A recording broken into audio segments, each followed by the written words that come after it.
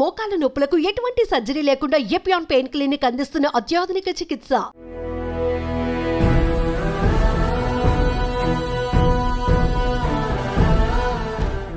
మనతో పాటు బ్రహ్మశ్రీ చాగంటి కోటేశ్వరరావు గారు ఉన్నారు.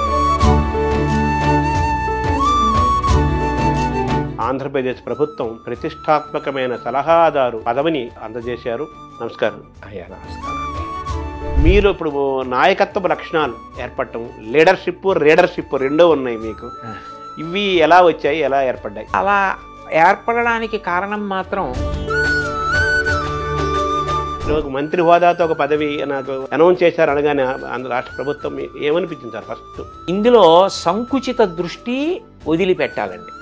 ఎంత వదిలిపెట్టాలి అంటే, చాగంటి కోటేశ్వరరావు గారు ఇవాళ ఏదో పదవిని ఆశించి వెళ్ళిపోయాడు.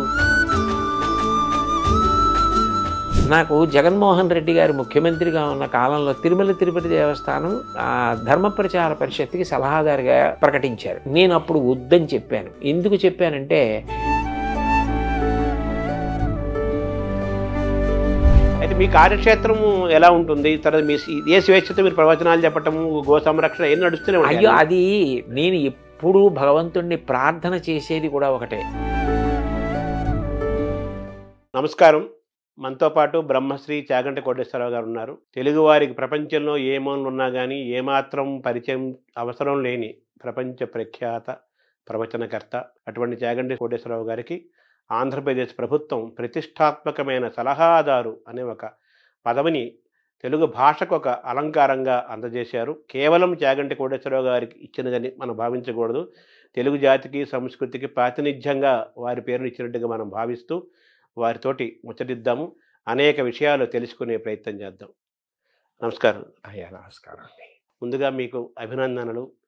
ఈ యొక్క క్యాబినెట్ హోదా స్థాయి, మంత్రి హోదా స్థాయి యొక్క ఈ పదవి మీకు రావటం, తద్వారా ముఖ్యంగా యువతకు, ఈరోజు తరము, రేపటి తరం, భవిష్యత్ తరాల యువతకు మార్గదర్శనం చేసేటట్లుగా ఒక మంచి పదవి రావటం ఒక గొప్ప అవకాశంగా తెలుగు వారందరూ భావిస్తున్నారు. మీలాంటి వారు 4 మంచి మాటలు చెప్పటం వల్ల, వినటం వల్ల ఒక శక్తివంతమైన భారతదేశం తయారవుతుంది. బంగారు భవిత భారతదేశానికి ఏర్పడుతున్న విశ్వాసం తెలుగు ప్రజల్లో కలిగింది. మిమ్మల్ని చూస్తుంటే ఒకప్పుడు స్వామి వివేకానంద ఎంతోమంది యువతను ఆయన చాలా ప్రభావితం చేశారు. వాళ్ళ ఆలోచన విధానాన్ని మార్చారు ఆయన. అలాగే మీరు ఏది మాట్లాడినా కానీ ఒక ఆలోచనాత్మకము, శక్తివంతము, ప్రభావశీలము ఇవన్నీ ఉంటూ అన్ని రకాల వాళ్ళు, అన్ని వయసుల వాళ్ళు, అన్ని రంగాల వారు కూడా మీ ప్రవచనాలకి వాళ్ళు ఆకర్షణగా అవుతున్నారు. వాళ్ళ జీవితంలో కూడా అనేక మార్పులు వస్తున్న సందర్భాన్ని కూడా మనం గమనిస్తున్నాం.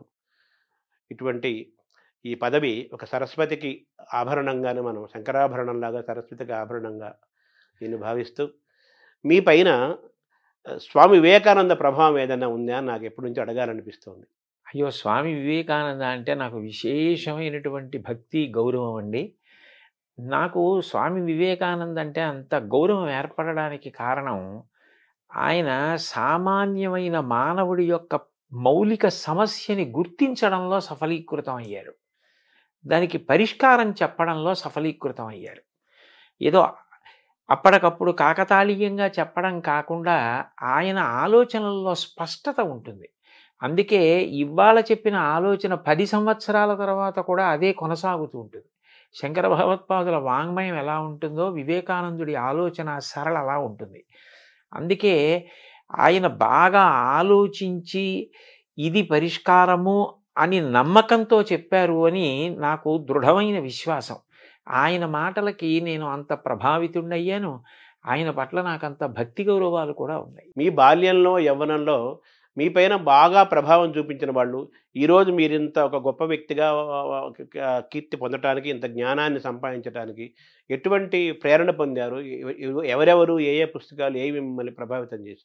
నన్ను ప్రభావితం చేసిన వ్యక్తులు అని చెప్పవలసి వస్తే, మొట్టమొదటి వ్యక్తి మహానుభావులు, ప్రాతస్మరణీయులు శ్రీ శ్రీ శ్రీ చంద్రశేఖరేంద్ర సరస్వతి మహాస్వామి గారు.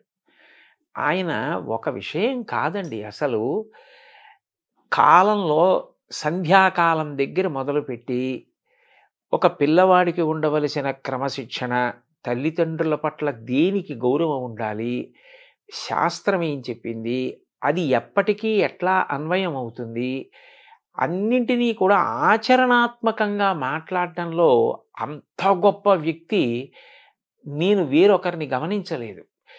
అనేక విషయాలు మాట్లాడతారు. కానీ నేను వ్యక్తిగతంగా గమనించింది ఏంటంటే, చంద్రశేఖరేంద్ర సరస్వతి మహాస్వామి వారు ఒక సామాన్య గృహిణి కర్తవ్యం దగ్గర నుంచి, ఒక మహావిద్వాంసుడి కర్తవ్యం వరకు, సమాజ నిర్మాణంలో పరిపాలకుల దగ్గర నుంచి విద్యార్థుల వరకు ఆయన స్పృశించని విషయాలు లేవు.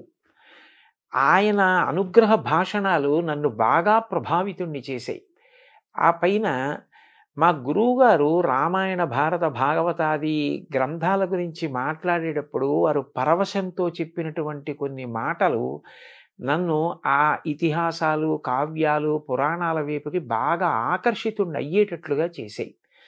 వీళ్ళు నన్ను బాగా ప్రభావితం చేసిన వ్యక్తులు. ఇందులో ఒకరిని నేను చూడలేదు. ఆశ్చర్యం.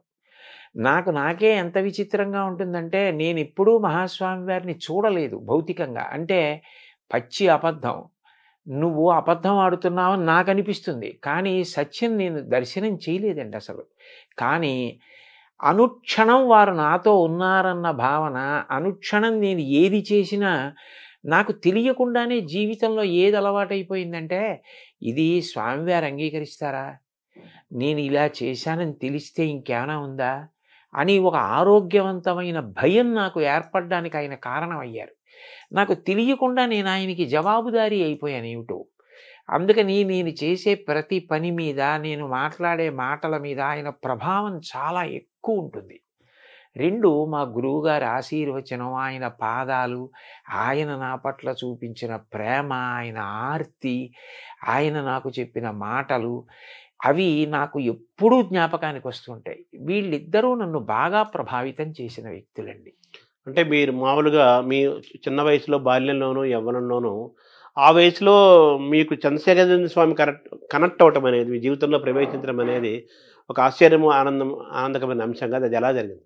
ఆ చంద్రశేఖరేంద్ర సరస్వతి మహాస్వామి వారు నా జీవితంలోకి ప్రవేశించడం అన్న మాటని అన్వయం చేయవలసి వస్తే, నేను మొట్టమొదటిసారి ఏదో ఒక పాత కాగితం, బహుశా ఇంటికి తీసుకొచ్చిన ఏ పప్పు పొట్లాలకు ఆ రోజుల్లో పాత కాగితాల్లో కట్టేవారండి. అటువంటి కాగితం మీద నేను ఆయన చేసినటువంటి ఒక అనుగ్రహ భాషణం ఉన్న కాగితం చదివాను. దాని మీద ఆయన బొమ్మ ఉంది. నాకు అది ఎంత ప్రభావితుణ్ణి చేసిందంటే, నాకు చాలా ఆశ్చర్యం వేసింది. ఆయన భజగోవింద శ్లోకాల్లో ఒక శ్లోకం గురించి మాట్లాడింది.